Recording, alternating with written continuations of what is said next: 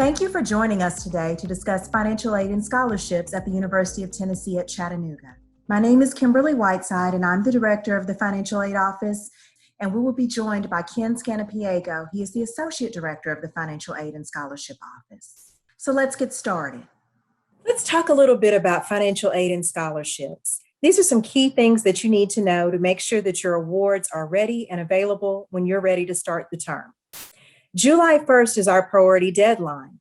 We need you to complete your financial aid file. And what we mean by a complete financial aid file is your FAFSA and all supporting documentation in our office. And you need to have this done in order to receive your federal and state aid by our fall fee payment deadline. Make sure to follow all the online instructions to receive loans. There are several steps you need to do to receive federal loans. One of them is to complete your loan entrance counseling, and the other is to sign your master promissory note. Please be aware of financial aid satisfactory academic progress policies. These will impact you in the future and affect the continuation of your financial aid. Your FAFSA is available each October 1st for the next academic year. Another helpful hint is that you need to review the renewal criteria for our institutional scholarships. This will ensure that you know what you need to do to continue to receive your scholarship. Our scholarship application opens in late August for the next year, so be sure to check for that. For a complete list of our policies, they're on our website. You would go to UTC, Money Matters, and then click Financial Aid Policies. For assistance, please visit the Mox One Center. It is located in 124 University Center, and it is our university one-stop shop. They can help you with financial aid questions, admissions questions, and records questions. And of course, if you have questions about your bill. Financial aid for your courses can only be provided to courses that count within your degree program.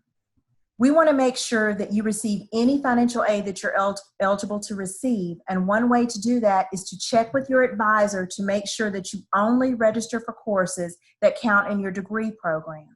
If your course isn't counting toward your degree, you may not be able to get the aid that you thought you were going to get, so we want to make sure that your aid matches your expectations. If you need more information about our counting courses, please go to utc.edu, financial aid, and counting courses. Now we're going to discuss some other components in our office, mainly scholarships. Ken Scanapiego is going to take over at this point. Ken? Thank you to Ms. Kimberly. I'm going to speak to you for just a few moments about the Tennessee Education Lottery Scholarship, also known as the Hope Scholarship. If your student is already receiving this award, really the more important item that you want to keep in mind is how do you continue to receive this award? And so we've outlined some things for you to let you know the continuation standards. The Tennessee Hope Scholarship is looking for a 2.75 GPA after the first 24 attempted Hope hours. We want to make sure that everyone knows that changing your enrollment within the same semester in the form of a total withdrawal or a change from full-time to part-time or even part-time to less than part-time would constitute a forfeiture of this award. Full-time is 12 credit hours. We also want to remind everyone that the absolute final deadline to file your FAFSA for this coming fall is September 1. And that is an annual application that needs to be submitted for the Tennessee Hope Scholarship. So mark your calendar. That application will open again October 1 of this year for next academic year. So the Hope Scholarship GPA may be a separate calculation from what your student may see for their university GPA, because the Tennessee Hope Scholarship excludes all coursework taken prior to the student's high school graduation date. So if your student took any type of dual enrollment or received any type of AP or dual credit while in high school, and those classes occurred prior to high school graduation, none of those credits nor the GPA associated with those credits will be counted in any of our Hope Scholarship calculations. Okay, so that's a very important item for everyone to keep in mind, because we have a lot of students that will, start early and take dual enrollment classes and clearly do, and probably do very well on those. But you have to keep in mind that those hours and that the GPA associated with that would not be part of the GPA calculation for the Hope Scholarship.